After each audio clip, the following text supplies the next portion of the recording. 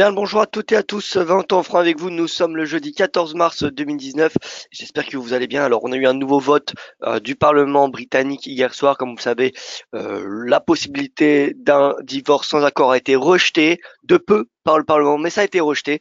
Donc, excusez-moi, prochain vote du Parlement sera ce soir, ultime vote, est-ce que le Parlement autorisera un report du Brexit? Le marché en tout cas table sur un report. Mais voilà, on peut être surpris. Donc, nouveau vote ce soir. À mon avis, ce sera à 20 h, encore une fois, heure française.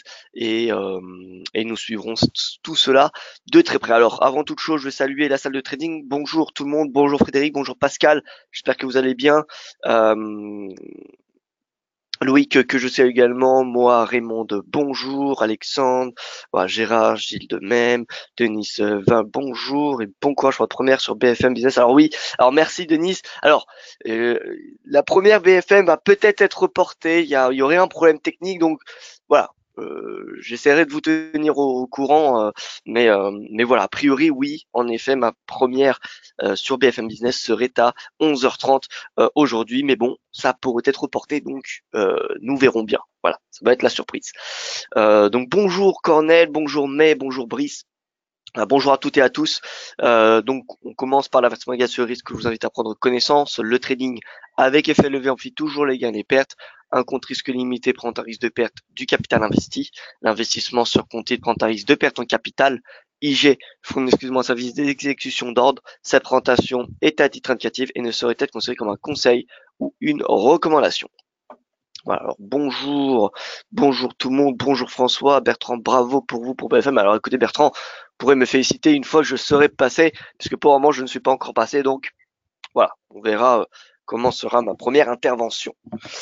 Euh, voilà, alors au niveau de ce qui s'est passé hier, le dollar a baissé, comme vous avez pu le constater. Alors, dollar il baisse actuellement à court terme. Pourquoi? Déjà on a un rachat de position sur l'euro, hein, qui est mécanique, étant donné qu'on a eu une vente massive, un sell-off au niveau de la BCE, donc ça rachète des positions en euros, mais également on a une hausse du JBP, on voit le marché spécule sur un report du Brexit, et ça soutient le JBP, même si le JBP c'est un petit peu le yo-yo cette semaine, il y a une journée qui est en hausse, une journée qui est en baisse, bien dans le fond, le JBP est plutôt en hausse, ce qui fait également pression sur les XY.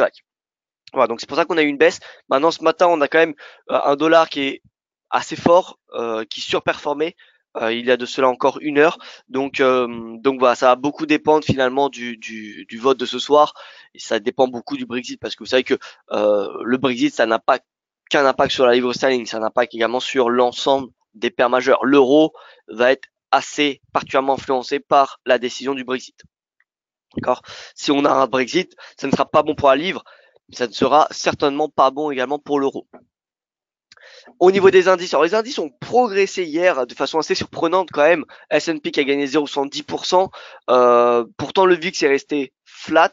On n'a pas eu vraiment d'annonce majeure. Ça montre bien que le marché finalement spécule sur un report du Brexit. Voilà. Toutefois, on n'est pas venu clôturer à des nouveaux plus hauts.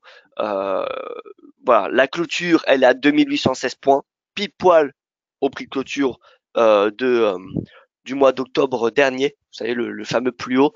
Donc on est toujours sous résistance, on va tenter de voir ce qui est possible de faire sur le S&P. Là, c'est qui tout double pour le S&P 500. Soit on clôture au-dessus des 2820 et c'est direction, vous savez, les plus hauts, soit on a un renversement et on va chercher la moyenne mobile à 200 à court terme et ensuite on ira chercher beaucoup plus bas les 2600 points. Ce matin, qu'est-ce qu'on a? On a, je dirais même pas la version grise, je dirais qu'on a, voilà, on a quasiment, on n'a pas d'indicateur réellement parce qu'on a le yen qui baisse, le gold également, mais en même temps on a le Nikkei et le MSCI Asie et Japon qui baissent. Donc en fait, ce qu'on a, c'est, on a un achat du marché obligataire puisque le rendement du 10 ans est en baisse. On a également un achat du dollar, mais c'est tout ce qu'on a. On n'a pas d'achat d'or, on n'a pas d'achat de yen. Donc c'est assez particulier cette journée, cette séance, enfin, en tout cas ce qu'on a ce matin. Ça peut changer, mais pour le moment c'est assez particulier. Alors on a eu l'IPC allemand qui est sorti à 1,5%. Je préfère particulièrement regarder l'IPC-H, l'IPC harmonisé, qui est la mesure d'inflation privilégiée par la BCE. Vous savez que la Fed c'est l'indice PCE Core. la BCE, c'est l'indice IPCH. Donc l'indice IPCH qui n'est pas inscrit ici, malheureusement, on va du coup aller sur le calendrier investing et on voit que l'IPCH, donc voilà, je ne sais pas pourquoi ils mettent l'IPC le plus important, c'est l'IPCH qui est le plus important au niveau de la BCE. Donc voilà, l'IPCH, il est resté stable à 0,5% au mois de février et sur un rythme annuel 1,7, donc c'est inchangé. C'est inchangé au niveau de l'IPCH. En France, qu'est-ce qu'on a? On a une inflation qui a augmenté de 0,1% en février et sur un rythme annuel, c'est en hausse de 1,6. Voilà, donc concrètement, le focus du jour, il sera porté sur les chiffres américains, notamment et surtout les ventes de logements neufs. Mais voilà, le plus important, ça sera le vote ce soir du Parlement britannique, même si bon, le marché s'attend globalement à une extension de l'article 50. On pourrait être surpris comme ce qu'on a été surpris quand même hier. Certes, le résultat, globalement le marché s'y attendait, le fait que le no deal soit en dehors de la table, mais si vous regardez les votes, c'était quand même de justesse, hein, c'était de peu, hein. Ça a été rejeté de peu. Donc voilà. Donc au niveau des indices, je commence par ce VVIX qui montre la volatilité du VIX. Ce VVIX, qu'est-ce qu'on a? Eh bien, on a comme une oblique baissière, comme on peut constater, qui fait office de résistance, parce qu'on a 3 points de contact, donc c'est suffisant pour valider cette oblique. La sortie sera un signal. Une sortie par le haut, sera un signal de vente pour les marchés actions.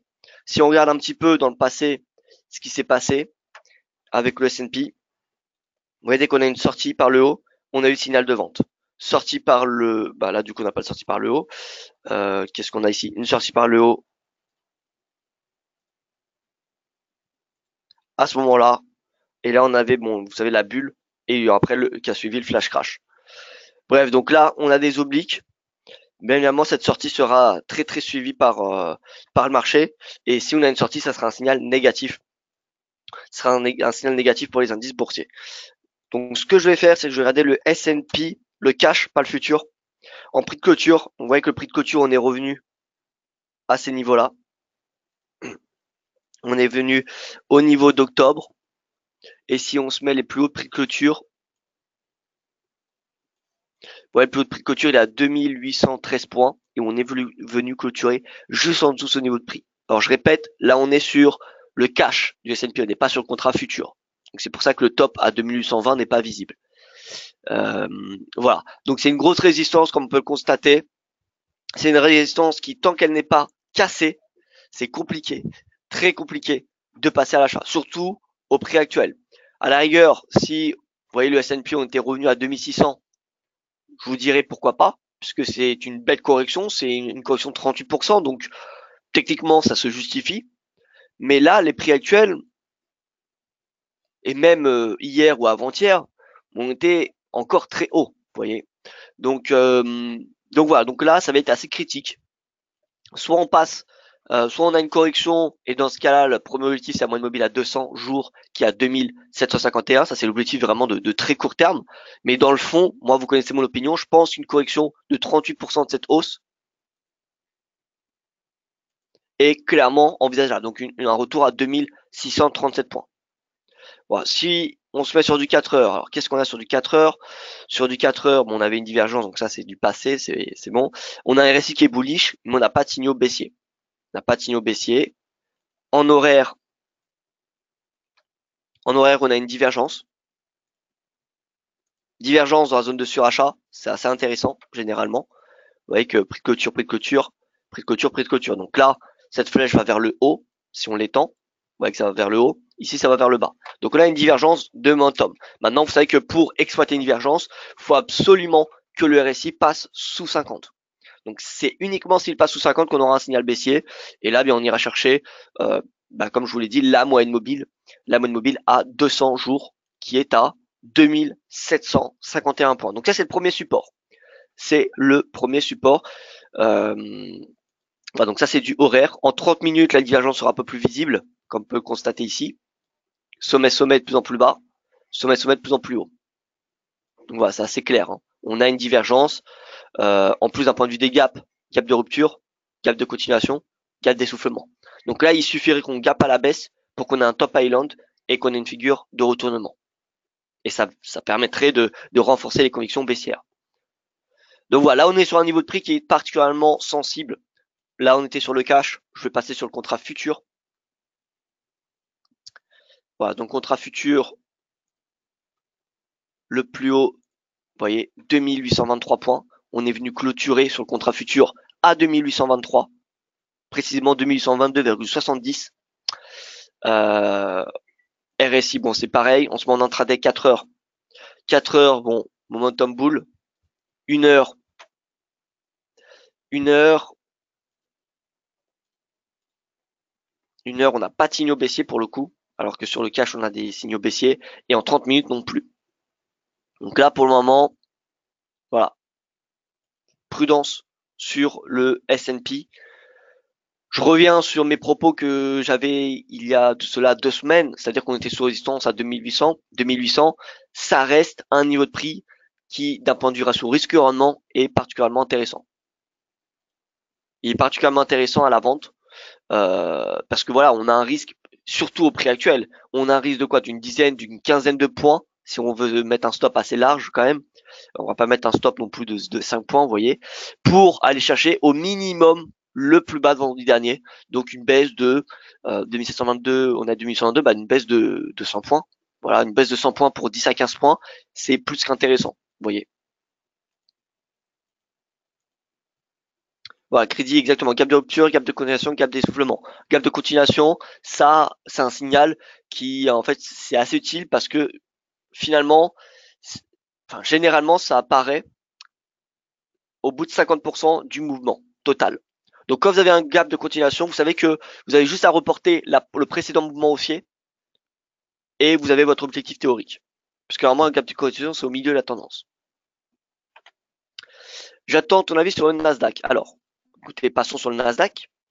Nasdaq 100. Alors, je propose qu'on se mette sur le cash, pareil. Le cash, alors, vous voyez que la résistance est beaucoup moins facile à trouver sur le Nasdaq. D'ailleurs, je dirais plutôt que c'est une zone de résistance, vous voyez. Prix de clôture, alors on va se mettre en prix de clôture. On va même pas se mettre, non, on va pas se mettre en prix de clôture, pardon. Vous voyez cette zone? Là, on a une zone où on va dire qu'on a des niveaux assez importants.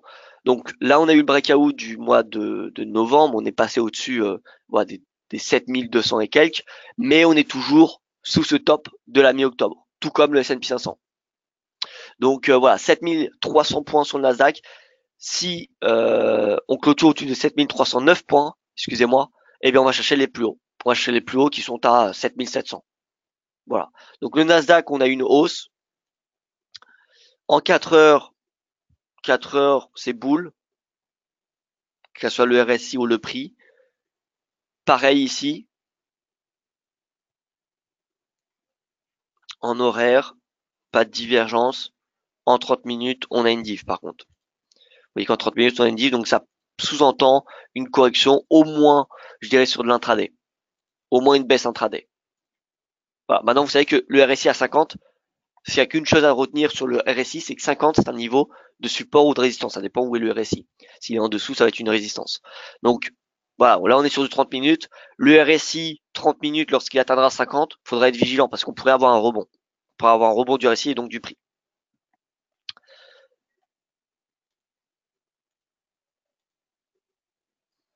Voilà, donc je passe sur le CAC et ensuite je passerai sur le gold parce que le gold c'est un peu un sujet important en ce moment. Enfin, en tout cas, beaucoup de questions dessus. J'ai beaucoup de questions dessus.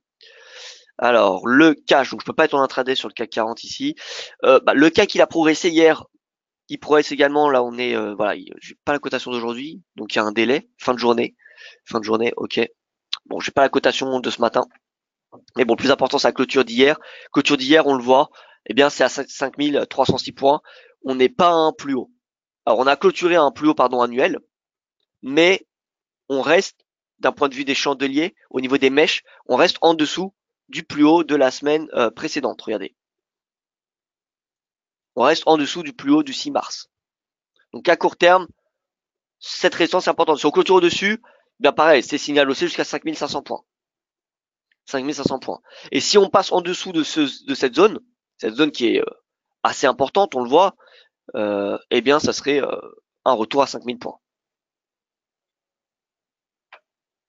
Un retour à 5100 points. Ce serait le bas du gap ici déjà, puis 5000. Voilà, donc là on est toujours dans la zone de range. D'ailleurs, si je devais passer sur la zone, sur la plateforme Pro Real Time. Alors CAC 40, 5325. Vous voyez que là en intraday, on est en train de passer au-dessus. Nous sommes en train de passer au-dessus en 4 heures. En 4 heures, RSI qui est boule. Donc là, on est en train de passer au-dessus. C'est un signal haussier pour le moment. Faut attendre la clôture journalière pour un breakout journalier pour s'attendre à un retour à 5500. Et je dirais même, c'est surtout le S&P qu'il faut attendre. Le S&P, tant qu'il plafonne sur résistance, la marge de progression des indices européens est assez limitée. En horaire, donc le CAC, voilà, pour le moment, c'est bullish hein, en intraday. En intraday, c'est bullish. On n'a pas de divergence. Donc c'est bull en intraday sur les indices européens. En tout cas sur le CAC, je vais regarder le DAX. Le DAX, par contre, vous voyez que le DAX, c'est pas le même mouvement. Alors on a un petit mouvement de hausse, on le voit, mais voilà, même pas en fait. Vous voyez qu'on ouvre à la baisse. Non, pardon, on a eu un léger gap aussi. Non, pardon, on a eu un gap baissier sur le DAX. On a eu un gap baissier, et là on accentue les paires, donc attention sur le CAC 40, ça peut être un faux signal qu'on a là. CAC 40, voilà, là ça diverge entre le CAC et le DAX. On va regarder le FTSE ce qu'il nous dit, parce que du coup on va trancher. Le FTSE, voilà, c'est pareil. On ouvre avec un gap qui est baissier, tout comme le DAX. Et là, vous voyez qu'on a des gains en intraday, enfin depuis l'ouverture. Mais finalement, là, on corrige. Donc ça sent pas bon pour le CAC 40. CAC 40, là, à surveiller. Cette hausse, elle est isolée. Hein. Elle n'est pas sur les autres indices. Point pivot. Donc là, on va mettre des points pivots journaliers. Pivot du jour. Il est où le R1? Le R1, bon, il est assez loin, ça m'étonnerait qu'on cherche le R1. En tout cas, si on va chercher le R1 et que le DAX et le FTSE continuent à baisser, je pense que le R1 sera une bonne zone de vente.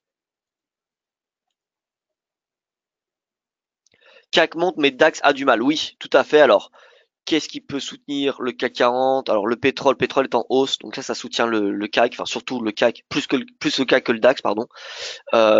Comment sont les rendements? Comment ils disent le 10 ans allemand? 10 ans allemand,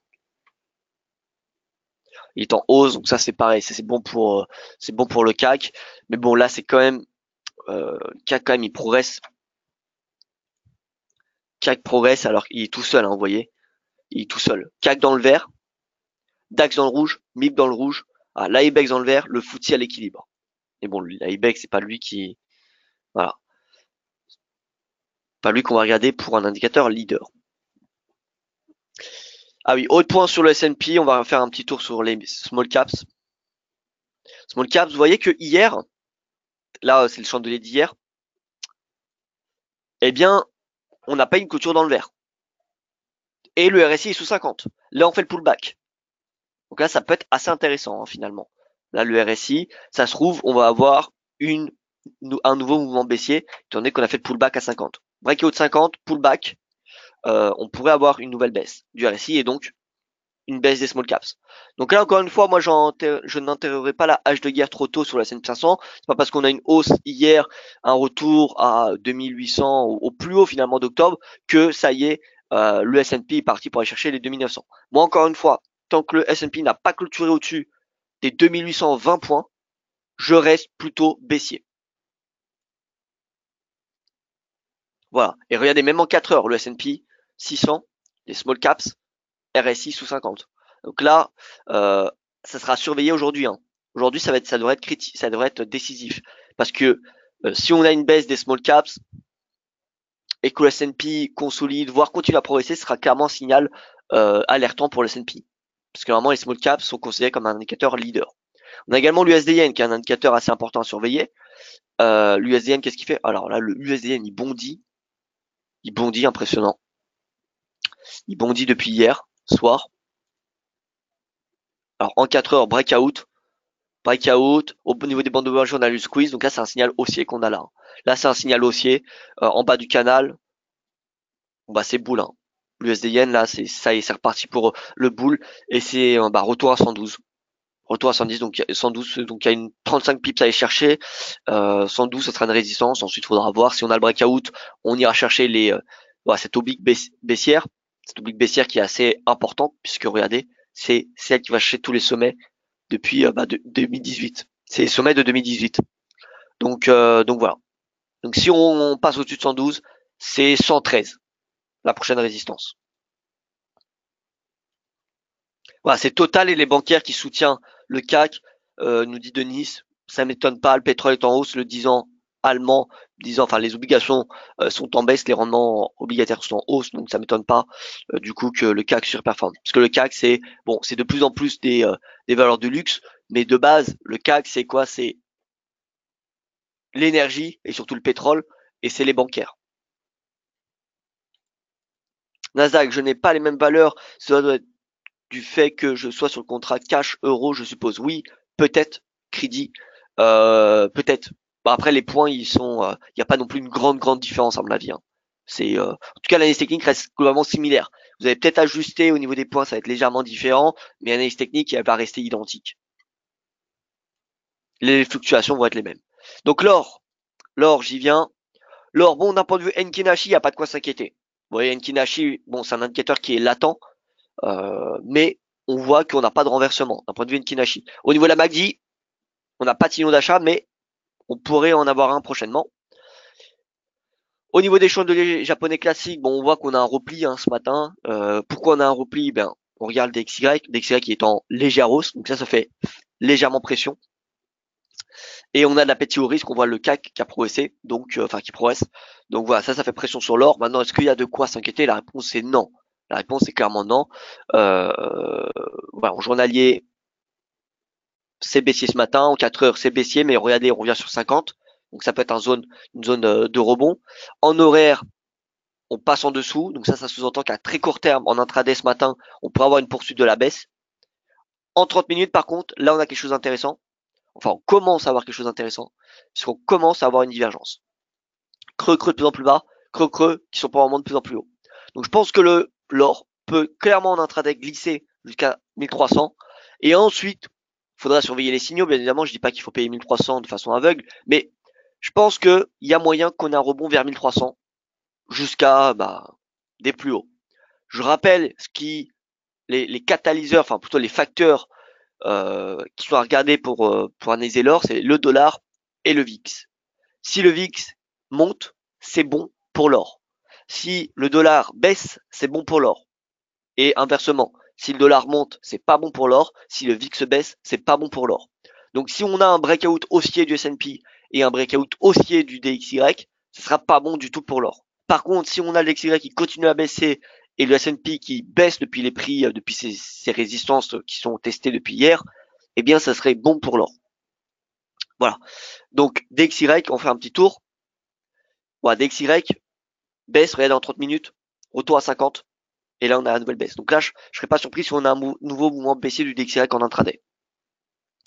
Bon, nouveau mouvement baissier, vous voyez que, voilà, encore une fois, les sommets de 2018 ont joué leur rôle de résistance. Maintenant, la perspective baissière du dollar, bon, elle est un peu limitée. Hein. On a fait le plus gros du mouvement baissier, je pense, parce que là, le prochain niveau de support, c'est cet oblique en noir. L'oblique qui vient chercher le point bas de mai et le point bas de septembre 2018. Et vous voyez que si on étend, vous voyez qu'on a un niveau de support. Donc là, on a une perspective baissière, on va dire, encore exploitable, mais le plus gros du mouvement baissier a été fait sur le dollar. Voilà, donc voilà, 4 heures en intraday et en swing, c'est baissier pour le dollar. Là, on a eu un petit pullback, ouais, breakout, pullback, mais ensuite reprise baissière du DXY, donc rien de très inquiétant. Au niveau de L'euro-dollar, bah, c'est la même constatation, hein. On a eu un petit pullback, mais vous voyez que depuis, on rebondit. Donc, pourquoi, quand on a une stratégie de tendance, les take profits ne sont pas forcément les meilleures stratégies, parce que si vous avez pris vos bénéfices là, je rappelle qu'on avait une stratégie d'achat depuis vendredi matin à ce niveau de prix. Rappelez-vous. Bien, si vous avez pris tous vos bénéfices à ce moment-là, bien, vous voyez, vous auriez raté l'autre moitié du mouvement. Là, on a l'équivalent, hein. Regardez. Si on reporte cette distance, ouais, le double.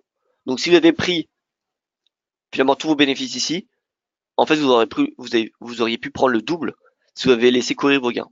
Donc, c'est pour ça que quand on a une stratégie de tendance, parfois, c'est à méditer, bien évidemment, mais c'est parfois mieux de ne pas prendre, de pas mettre de take profit. Voilà, donc on avait un objectif ici, un objectif à 1,13, mais concrètement, tant qu'on n'a pas de retournement, il n'y a pas de, enfin, il y a pas de, voilà, il y a pas de quoi s'inquiéter. Donc là, l'euro-doll, bon bah c'est boule, hein, a priori. La résistance à 1,1341, si elle est cassée, on ira chercher cette oblique en rouge. Vous voyez ici. Donc on ira chercher les 1,1350. Voilà, 1,1350. D'un point de vue des retracements de Fibo, regardez, on est en train de tester un niveau de résistance puisqu'on est à 61% de retracement. Voilà, 61%. On va regarder un peu ce qui s'était passé alors.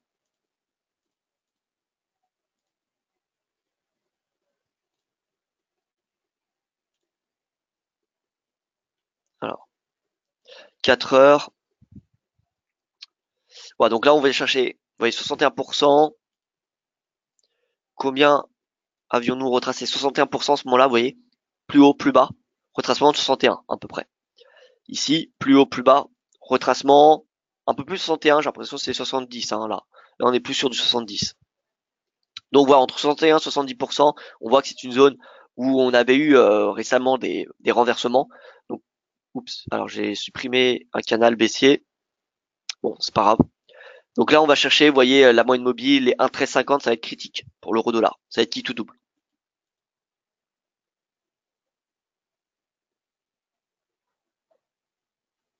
Donc voilà, l'euro-dollar, perspective haussière, pardon.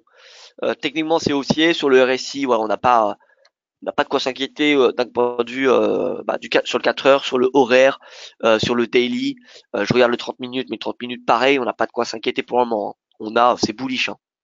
C'est bullish. Et d'ailleurs, voilà, si on regarde le 1 heure, pardon, si on regarde le 1 heure, à l'image des bandes de Bollinger, vous voyez que c'est boule. C'est bullish. On n'a pas eu de clôture en dessous de la bande inférieure. Donc voilà. Donc perspective haussière en intraday jusqu'à 1,1350. Bien évidemment, le vote du Brexit ce soir aura un impact direct sur l'eurodoll. Le GBP, on va faire un petit tour, mais bon, vous savez que le GBP, c'est un petit peu le. Alors, regardez, hein, il suffit de regarder depuis le début de semaine, hein. On regarde sur une semaine, voilà ce qui se passe depuis une semaine. Enfin, depuis le début de la semaine, c'est comme ça. Voilà. Vendredi, lundi. Voilà, au début de la semaine ici. Vous voyez, c'est c'est du plus 200, moins 200, plus 200 pips. Enfin voilà, on a vraiment des mouvements assez majeurs, hein. Très très volatiles. C'est même pas anticipable, hein. Voilà, techniquement, on a eu rebond en bas du canal, mais on aurait très bien pu avoir la cassure. Donc voilà, là on est quand même au plus haut depuis, on le voit, hein, plus haut depuis juin 2018.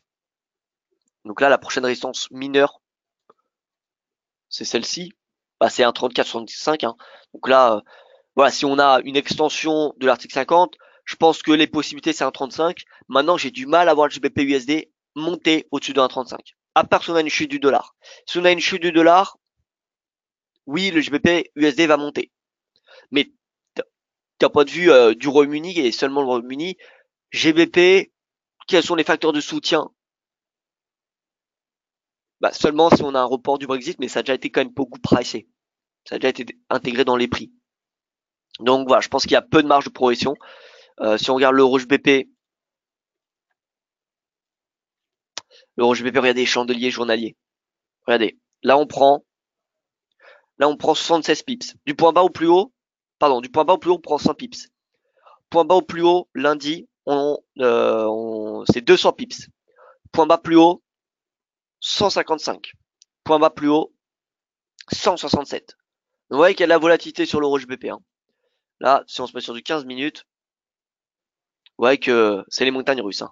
Donc là, a priori, on est sur un niveau de support, hein, 0,85. Vous voyez que malgré la volatilité, ça a fait office de support. Donc plus un support, plus il y a la volatilité et que le support tient, plus le support est important, généralement. Généralement, je dis bien. Donc voilà, en horaire, euro GBP, 0,85. Attention à ne pas vendre trop bas non plus. À ne pas vendre trop bas. Et donc voilà, donc là, je dirais pas qu'il faut passer à l'achat. Moi, je vais pas recommander de l'achat, de la vente ou de l'achat du GBP cette semaine. C'est un peu voilà, la roulette. Donc, je vais pas vous dire d'acheter le GBP à 0,85, mais c'est un niveau de support à surveiller. Si vous êtes à la vente, voilà, c'est clairement à surveiller. Alors Philippe qui nous dit bonjour, on voit bien que les marchés sont bullish, pourquoi certains analystes comme Barnes continuent à être bear depuis des mois, c'est stupide, d'autant plus que les marchés sont manipulés par les banques centrales. Alors écoutez, de poser la question à Barnes, moi je ne suis pas son voilà, je ne sais pas, hein, je ne sais pas du tout. Alors pourquoi certains analystes donc continuent à être bear? Alors chacun a ses opinions, hein. Moi j'ai mon opinion, j'ai mon analyse, le prix oui les boules, à court terme c'est boule. Maintenant, voilà, moi je n'exclus pas. Et encore une fois, techniquement, tant qu'on n'a pas cassé les 2008, je constate un S&P qui est sous résistance à 2820 points. Donc après, chacun a son opinion. Chacun a son opinion, chacun a son unité de temps aussi. Ça peut être boule en intraday, ça peut être bear sur du moyen terme. Voilà, ça dépend sur quel angle on le regarde. Hein. Le S&P sur un angle glissant, il est baissier. Hein. Regardez le S&P. Alors, il me semble, hein, à part si je me trompe, mais S&P, sur un an, alors non, il est en légère hausse, il est en hausse de 2%. Donc vous voyez que ça fait ça fait pas depuis longtemps qu'il est haussier. Hein. Donc ça dépend sur quel angle on se positionne, vous voyez. Ça dépend sur quel angle on se positionne. Je rappelle que la stratégie VIX du S&P que je vous ai présenté en novembre de l'année dernière, on avait eu le signal d'achat à ce moment-là. D'accord? On avait le signal ici. Donc là, c'est clair que si vous aviez acheté à ce moment-là, vous seriez en hausse de 346 points, ce qui est quand même plutôt pas mal sur le S&P 500. Voilà. 346 points, c'est pas mal. Mais c'était également un signal d'achat pour tous les indices. Hein. Donc c'était valable également pour le CAC. Tous les indices ont rebondi au même moment.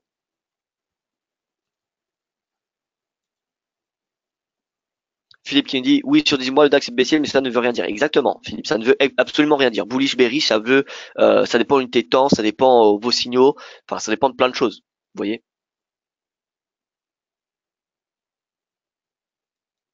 Donc oui, il y en a qui sont souvent bearish. Moi je pense que la plupart du temps j'ai été bull, mais là c'est clair que la configuration, on va dire depuis le début de l'année du S&P 500, moi me fait penser beaucoup à 2007-2008. Alors je dis pas qu'on va avoir un crack de 57% comme en 2007, enfin en 2008-2009, mais voilà, ça me fait quand même assez penser à ce crack et je ne donne pas beaucoup de crédibilité pour le moment à ce rebond. Faut savoir qu'un rebond comme celui-ci c'est 15% en 3 mois sur un rythme annualisé, 15% sur 3 mois. C'est même pas encore fait 3 mois, on est à même pas 3 mois, on est à 2 mois et la moitié. Donc 20% pardon en 3 mois. 20% en 3 mois sur un an, vous faites le calcul, ça fait du 60%, du 80% de hausse du S&P. Donc on va pas s'attendre à du 80% de hausse du S&P en un an. Ça n'a jamais été vu, hein, 80%. Donc c'est clair que le rythme actuel, vous pouvez l'oublier pour le restant de l'année. Hein. Ça va pas être en hausse comme ce qu'on a depuis ces 3 derniers mois sur le S&P 500. On va avoir des phases de digestion, on va avoir des phases de consolidation et des phases de retracement. Ça, c'est inévitable. D'accord, faut pas s'attendre à une poursuite de la hausse à ce momentum-là.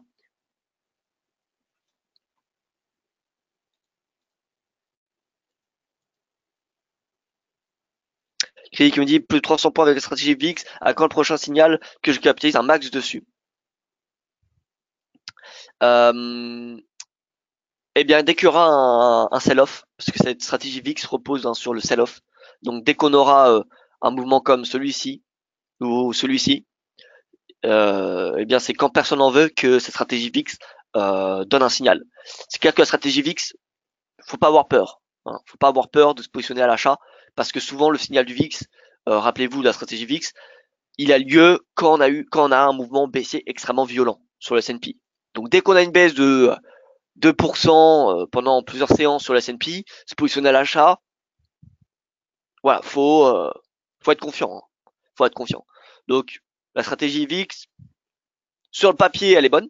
Sur le papier, elle est prouvée qu'elle surperforme le S&P depuis des décennies. Donc c'est ça qui rassure finalement, parce que payer le S&P quand il chute de 5% en quelques séances, bon, voilà, faut s'accrocher. Il faut être particulièrement confiant. Donc, voilà. Donc pour ceux qui ne connaissent pas Stratégie VIX, je vous invite à faire un tour sur la chaîne YouTube. Sur la chaîne YouTube, la Stratégie VIX est en ligne. Je suis un petit peu choqué, non pas choqué, mais surpris que cette vidéo n'a pas eu un grand succès, en tout cas sur YouTube, hein, un grand succès. Pourtant, c'est une stratégie qui est vraiment efficace. Alors c'est vrai qu'il n'y a pas des signaux tous les jours, même parfois il n'y en a pas pendant beaucoup de temps, mais c'est vraiment une stratégie qui est prouvée, qui fonctionne dans le temps. Voilà, comment trader le marché américain avec le VIX, c'est cette stratégie-là. Donc je vous envoie le lien si vous voulez. Tac. Partager. Ah, il me semble que c'est cette stratégie, hein. Oui, c'est ça. Donc je vous envoie le lien pour ceux que ça intéresse.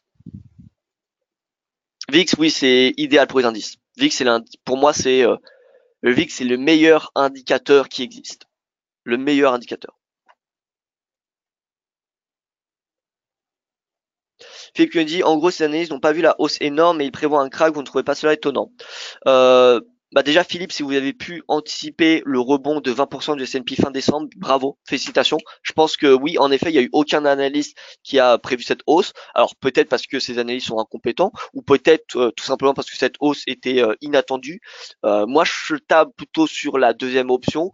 Il suffit de regarder, voilà, un petit peu sur les réseaux sociaux. Après, on trouve un petit peu de tout, mais même des gérants de fonds avec qui voilà, j'ai pu discuter n'anticipaient pas cette hausse du S&P. Alors peut-être que tous ceux qui travaillent, tous les analystes du monde de la finance sont incompétents, hein. Peut-être, chacun a son opinion encore une fois là-dessus, hein, c'est à vous de juger. La hausse du S&P 20%, si vous avez pu la prédire, eh bien écoutez, félicitations, à mon avis, voilà, vous êtes en fort gain, et de toute façon la stratégie fixe que je vous ai présentée donnait un signal d'achat le 26 décembre. Donc voilà, écoutez Philippe, chacun a son avis. Je ne trouve pas cela étonnant parce que le rebond a été justifié par un retour des banques centrales. Donc voilà, retour des banques centrales, la liquidité. On a eu beaucoup de spéculations sur l'accord commercial. Pour le moment, on n'a rien réellement sur l'accord commercial. On ne sait même pas si on aura un finalement. Donc voilà, on verra bien, hein. Nous verrons bien.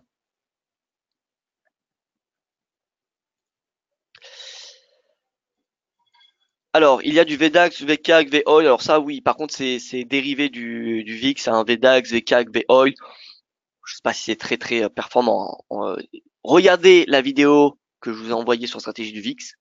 Et voilà, la stratégie VIX sur le S&P est également valable sur les autres indices. C'est-à-dire les signaux d'achat sur de cette stratégie du VIX, c'est valable pour le S&P, mais également pour le CAC, ou pour le DAX, ou pour le Nikkei. Voilà. Parce que faut savoir que quand il y a un sell-off sur les marchés américains, le sell-off, il se fait partout. Il se fait également en Europe, il se fait également en Asie. Donc, le signal d'achat du VIX est également un signal d'achat pour les indices mondiaux, en fait. Ce qui est étonnant, c'est la non-anticipation des analystes, nous dit Philippe. Évidemment, après coup, c'est très facile d'expliquer un mouvement. Oui, tout à fait. Bah, c'est étonnant, oui. Ça y est, il y a personne à bout de ça entre les mains. Il y a des personnes qui se trompent. Il y a des moments où on a bon. Voilà. Voilà, tout simplement. J'ai pas grand chose à vous dire, hein, Philippe. Donc, l'euro GBP, prudence. D'un point de vue swing, on voit qu'on a une belle div. Maintenant, on est très loin, enfin, on est loin quand même de 50, le RSI. Donc, tant qu'on n'a pas de clôture au-dessus de 50, c'est compliqué d'exploiter cette divergence. Donc, je resterai prudent sur, de toute façon, les paires en livre, hein, d'une manière générale. Là, à court terme, ça risque, et surtout ce mois, hein, d'ici la fin du mois, on devrait avoir quand même beaucoup de choses, hein, au niveau du Brexit. Donc, voilà, prudence. Au niveau du cours de pétrole, on a une petite hausse enfin une petite hausse, une reprise de la hausse. Voilà, hein. Je rappelle l'objectif, premier objectif de cette épaule tête épaule, et finalement c'est ce qui soutient les indices pour le moment, hein. C'est ce qui soutient les indices, c'est le pétrole. Pétrole, l'objectif c'est la moyenne mobile à 200. Voilà, c'est ce qui soutient les indices. Parce que les rendements obligataires, ils sont en baisse, si on regarde depuis le début de l'année. Enfin depuis le début de l'année, depuis quelques semaines, ils sont en baisse. Finalement, ce qui monte, c'est que le pétrole. Et encore, il monte doucement, mais bon, il monte. Donc c'est ce qui soutient les indices. Et c'est ce dont je vous avais parlé hier. Finalement, le seul indicateur qui vient compromettre la stratégie de vente des indices à 2000, enfin, vente du S&P à 2820, c'est ce pétrole qui est en hausse. Pétrole en hausse, c'est bon pour les indices. On le sait. Donc il y a que ça qui vient compromettre, on va dire, qui viendrait invalider, en tout cas, qui vient me faire douter sur la stratégie du VIX, du S&P. Mais bon, voilà, techniquement, le S&P, je pense qu'une correction, voilà, on a eu un semblant de correction la semaine dernière, qui n'est pas allé du tout là où, enfin, qui n'est pas allé jusqu'à où je voulais que ça allait à 2630. Mais voilà, là on a un retour. Bon, écoutez, peut-être qu'on aura le breakout. Si on a le breakout, ça sera direction les 2940. Hein. Si on a le breakout. Pour le moment, on ne l'a pas. Et vous voyez que cette résistance a été testée à de nombreuses reprises. Octobre, novembre, décembre, février, début mars. Plus une résistance est testée, et techniquement, c'est un niveau de résistance important. Donc voilà.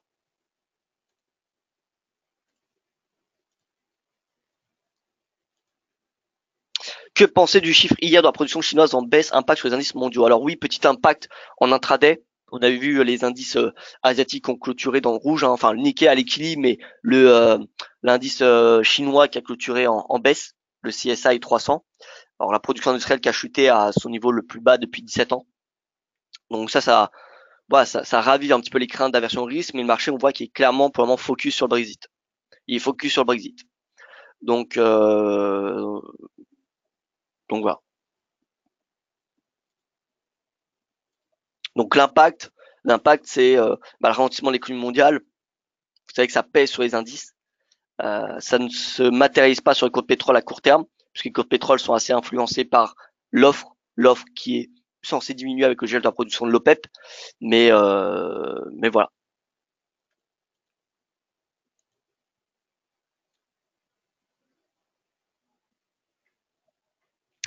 Alors qu'est-ce que je peux rajouter? Donc le DAX, on regarde en horaire. Avec le DAX, finalement, on clôture le. Pardon, non, on clôture pas dans le vert, on est à l'équilibre. Pour le moment, on a un doji. Donc pour le moment, on n'a absolument rien. Vous voyez que c'est sans direction. On n'a pas réellement de direction. Voilà, donc c'est assez compliqué à se positionner, je pense, sur les indices. Le DAX, il continue à monter en 5 minutes, soutenu encore une fois par les cours de pétrole et par la détente du rendement obligataire. Je regarde regardez le Bund. Le Bund, il rebondit. Le Bund, il rebondit. Il était à un plus bas, vous voyez, de long terme. Donc c'est un peu normal. D'ailleurs, on a une divergence, regardez. On a une belle divergence haussière. On a une belle divergence haussière, donc ça pourrait sous-entendre un rebond des rendements, c'est-à-dire une baisse des obligations et donc une hausse des indices. Donc voilà, c'est à surveiller de très près, hein, les obligations, euh, parce qu'il pourrait donner un signal d'achat sur les indices. Si on commence à avoir un rebond trop important des rendements obligataires et donc une baisse des obligations, eh bien ce serait positif pour les indices.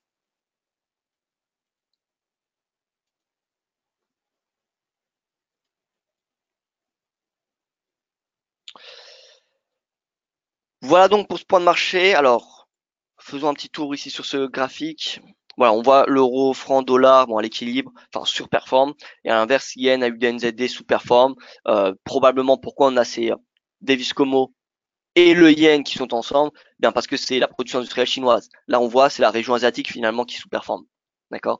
Donc c'est la production industrielle chinoise qui ralentit. Ça sous-entend un ralentissement de l'économie asiatique et même mondiale.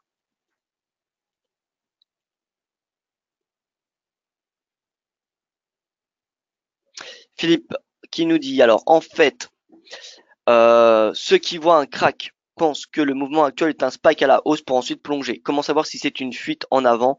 Personnellement, je pense que c'est pas le cas. Il y aura une stabilisation. Euh, alors, qu'est-ce que vous voulez dire par une fuite en avant? Comment savoir si c'est une fuite en avant? Alors, comment savoir? Alors, déjà, on ne peut pas savoir. On peut pas savoir. On peut avoir des avis, mais on ne peut pas savoir en avance. Déjà, ça c'est la base dans un marché, dans les marchés financiers. On ne peut pas savoir en avance. On a des signaux qui nous donnent des convictions, des sentiments, mais on peut pas savoir en avance si tel mouvement est un faux signal ou non. On peut réduire les probabilités, mais on ne peut pas le savoir. Euh, alors, pourquoi certains analystes estiment que le mouvement qu'on a depuis le début de l'année, c'est un spike en hausse avant un crack? Eh bien parce que, et moi je partage cette opinion également, peut-être à mon tort, mais je le partage. Si on regarde en weekly, le S&P, c'est qu'on va regarder là-dessus, S&P, on regarde en weekly, et qu'on regarde ce qui s'est passé un petit peu en 2007, 2008, 2009, qu'est-ce qu'on a eu? On a eu une baisse de 20%. Je vous ai déjà fait voir ce graphique, mais je le refais voir. Donc là, 20% depuis le sommet au plus bas. Regardez.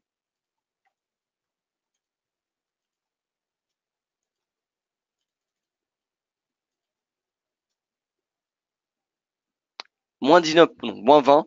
Ensuite, on a un rebond. On a un rebond de 14. Donc nous, on est un rebond de plus 20%. Et voilà. Je pense qu'actuellement, on est en train d'être dans cette zone.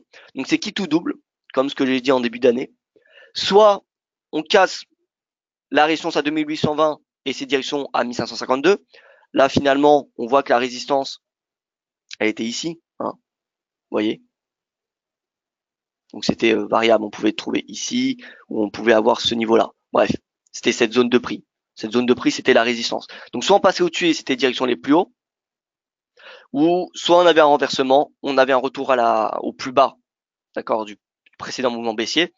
Et ensuite, c'est si on clôturait en dessous de ce plus bas qu'on avait le mouvement de capitulation. Regardez un petit peu en weekly le S&P. Vous voyez, on avait une belle baisse, on avait une belle divergence. Si on regarde maintenant, qu'est-ce qu'on constate? Une belle divergence. Là, on a fait un rebond, on a fait une baisse de 20%. Baisse de 20% ici. Je vous fais voir. Vous voyez, moins 19,91. Et là, on fait du plus 20. Ouais, plus 20, plus 14, faut pas s'attendre non plus à quelque chose identique. Mais donc, là, on teste une résistance. On est sur du weekly, ça allait vite. Donc, voilà, je pense pas qu'il faut condamner le scénario d'une correction. Je parle pas d'un crack forcément, mais d'une correction. Vous voyez, c'est ça une correction hein, dans une tendance. Il y en a besoin. Si on n'a pas de correction, c'est une bulle. Et ensuite, on sait comment ça se termine. Il suffit de voir le Bitcoin. Voilà. Donc, une correction, c'est quelque chose de sain, qui est indispensable dans une tendance. Donc, je pense que, voilà, on regarde la configuration actuelle avec 2007-2008, c'est pas totalement différent. Après, ça ne veut pas dire qu'on va avoir la même chose. Mais, on a quand même des importantes similitudes. En tout cas, moi, j'en trouve. Donc c'est pour ça que je pense que oui, il y a des analystes comme moi et je le partage. Et pourtant, je suis pas un bear. Hein. Vous savez que pour ceux qui me suivent depuis quand même pas mal de temps, c'est vrai que depuis le début de l'année, je suis assez prudent sur les indices. Je suis même plutôt bearish. Mais pour ceux qui me suivent quand même depuis pas mal de temps, vous savez que je suis pas un bear, hein, loin de là. Et là, pour le coup, bah, je trouve quand même des similitudes. C'est pour ça que je suis plutôt prudent sur cette hausse. J'ai pas envie de vous dire payer les 2810, ça va aller jusqu'à 2940. Donc voilà, c'est pour ça que je suis prudent. Et tant qu'on n'a pas de breakout, je préfère faire preuve de prudence. Donc voilà, si on a un breakout, très bien, on ira chercher 2940. Tant qu'on n'a pas le breakout, là vous voyez, on consolide. Hein. Je reviens pardon en 2007, 2008, 2009.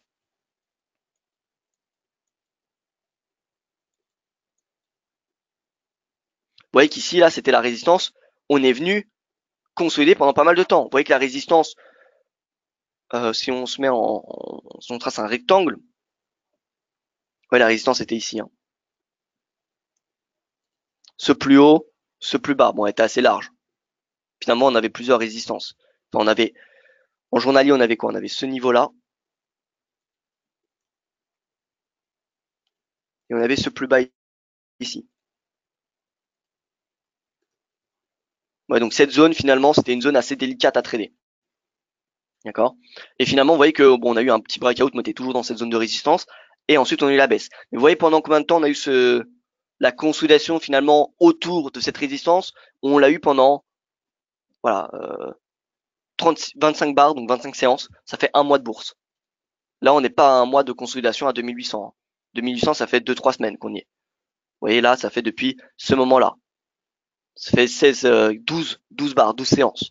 Ça fait un peu plus de 2 semaines. Vous voyez, donc pas non plus, voilà, trop anticipé, je pense. Alors, les stocks US de pétrole hier favorisent aussi la hausse du secteur, exactement, Denise. Donc, on a une baisse des stocks de pétrole aux États-Unis. Forcément, ça soutient les cours de pétrole. Alors, on voit que le USD-Yen est en belle hausse, le gold est en belle baisse et l'argent également. Donc, les métaux précieux sont vendus et le yen également. Donc, il semblerait qu'il y a un retour d'appétit au risque ce matin. Donc, on regarde l'USD-Yen qui bondit. 111,68. Bon, voilà, c'est direction 112, hein, vous l'avez compris, à court terme. Là, du coup, on a le breakout de ce niveau-là, 111,46. Vous voyez que c'était finalement c'était un triangle. Non, c'était pas un triangle ascendant parce qu'il fallait 4 points de contact. Or, on n'en avait pas 4. Alors, mais vous voyez, on est toujours dans ce canal. On a eu le squeeze, le signal haussier. Donc là, finalement, hier à minuit, on avait le signal boule. Bon, bah là, a priori, moi, la prochaine résistance que je constate, c'est les récents sommets à 112. Donc pour moi, le SDN a de fortes chances d'aller à 112. Maintenant, en swing, il faudra être prudent parce que si on a une sortie par le bas de ce canal, ça serait un signal baissier, un signal d'aversion au risque, un signal d'aversion au risque pour les marchés actions. Parce que là, ce qui est intéressant avec le USD-Yen, pourquoi c'est un bon baromètre également pour l'aversion au risque, c'est parce que, bon, l'USD et le Yen sont deux devises refuge. Mais le Yen, c'est la devise refuge par excellence. C'est vraiment là, si on devait en retenir qu'une seule, c'est vraiment le Yen, la devise refuge. Donc en fait, si le Yen prend le lead sur le dollar, si le yen fait pression sur le dollar, c'est-à-dire que le marché est vraiment en aversion pour le risque. Et donc, les marchés américains auraient de fortes chances de baisser. D'ailleurs, on avait fait un graphique, on avait regardé S&P. Voilà, S&P, je vais enlever. Je vais mettre sur un an et je vais vous montrer l'USD yen. Voilà, vous voyez qu'il y a un semblant quand même. Il y a quelque chose en commun. Il y a quelque chose en commun entre l'USD yen et le S&P. Donc normalement, l'USD yen a tendance enfin, normalement, c'est un indicateur leader du marché action.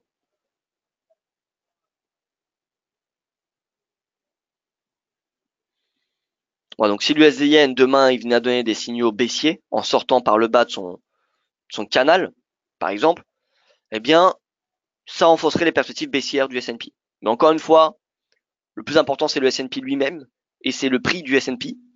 Et le prix du S&P le plus important, vous savez, c'est 2820. 2820, je le répète encore et encore, mais c'est vraiment le plus important. Voilà, si on clôture au-dessus de 2820, bon, on est chez les plus hauts historiques. Tant qu'on est en dessous de 2820, il y a quand même une pression. On voit qu'on ça fait, on a eu des prises de bénéfices fin février début mars à 2820. On a eu un renversement en décembre, on a eu un renversement en novembre, on a eu un renversement en octobre. Bon, voilà. On sait que 2820 c'est extrêmement surveillé. Quand on dit que les banques centrales manipulent les marchés, vous pensez elles interviennent avec quel levier en intraday? Alors non, c'est pas attention, hein, elles manipulent, c'est un grand mot, mais elles soutiennent les marchés financiers. Et avec quel levier en intraday? Alors eux ils traitent pas hein, les marchés, les banques centrales ne traitent pas. Hein. Attention, quand on parle qu'elles soutiennent les marchés, c'est qu'en fait la liquidité vient soutenir les marchés financiers. Si on a des politiques monétaires accommodantes, ça soutient les marchés actions.